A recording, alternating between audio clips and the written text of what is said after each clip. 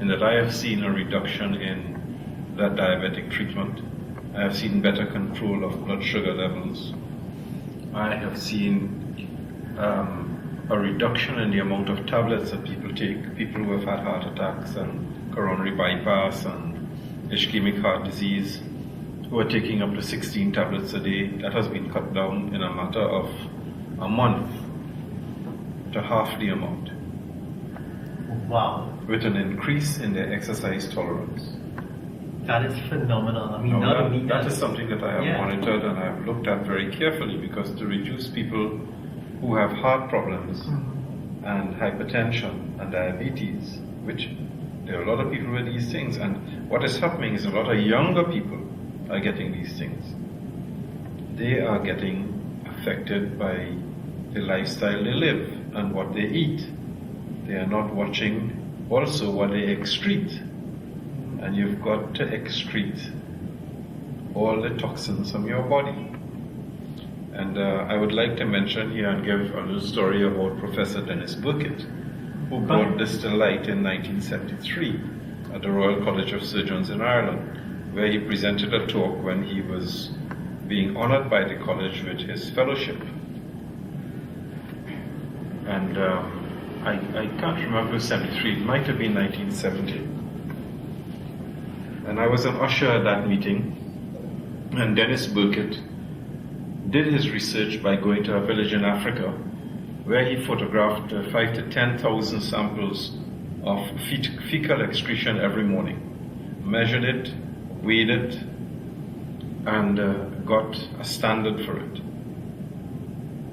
He then, after doing that, went to London, where he measured the fecal excretion of London residents in the public toilet by putting a newspaper at the bottom and collecting it every morning, measuring it and weighing it. The difference between the two specimens were enormous.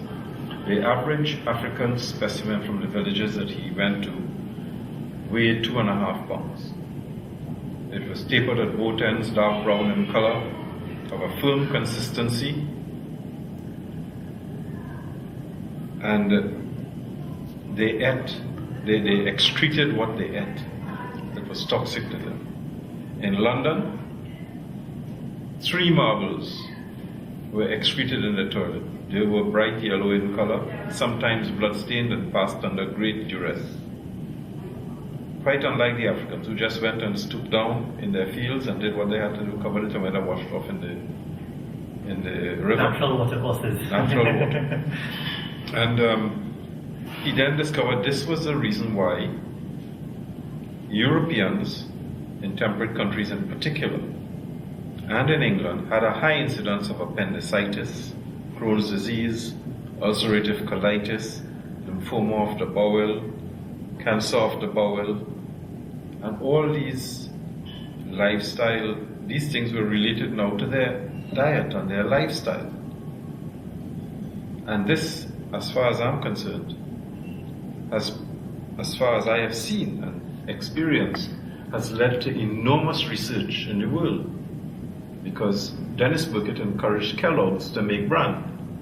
Wow. And Kellogg's encouraged people to eat bran. Because European food had no bran anymore. It was all processed food, which we have inherited. Because we're copying everything the Americans are doing and Europeans are doing. Wow. So we are now eating an American diet. Junk food.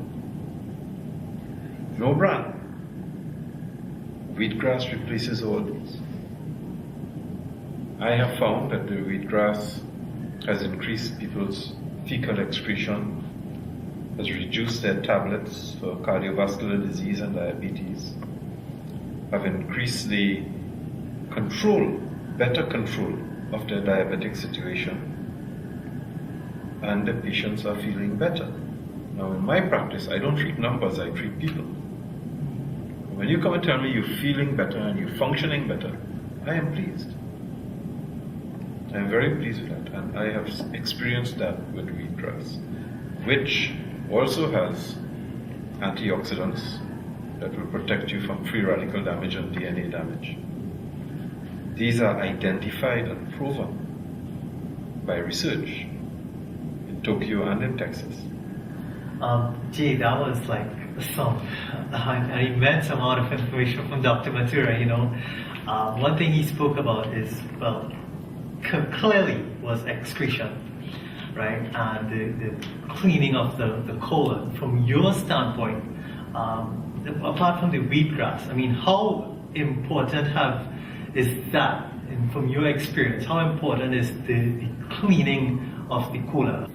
It's really a very important part of keeping healthy. Very important part.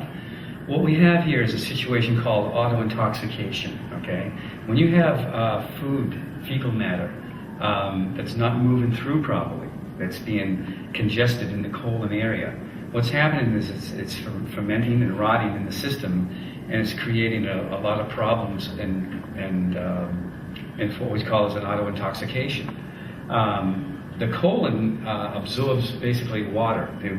Most of the digestion of nutrients is done in the small intestines, but in the colon it absorbs mainly water because it's excreting the water from the feces to make it a consistency so it can be moved through properly. And when that moisture is absorbed through the colon into the body and it's being drawn through that dead putrefied mass of garbage that's in the colon, that's when you're going to have the auto-intoxication happening. And that's when the liver has a hard time cleaning the system and detoxifying the system and purifying it when it has all these poisons being brought in through. So it's a real problem with the immune system. And when I talk about the 8 line items here on my page, why the immune system is not functioning well, auto-intoxication is number 4. That's one of the biggest, problems with, these things. Well, hold that point. That point on the immune system is like, it's off the charts. I mean, that is some information that we have to log on. Before I go on, I just want to ask Dr. Mathura, in terms of colon cleansing, right? Some medical practitioners don't even acknowledge that is a part, or that should become a regular part of people's lifestyle.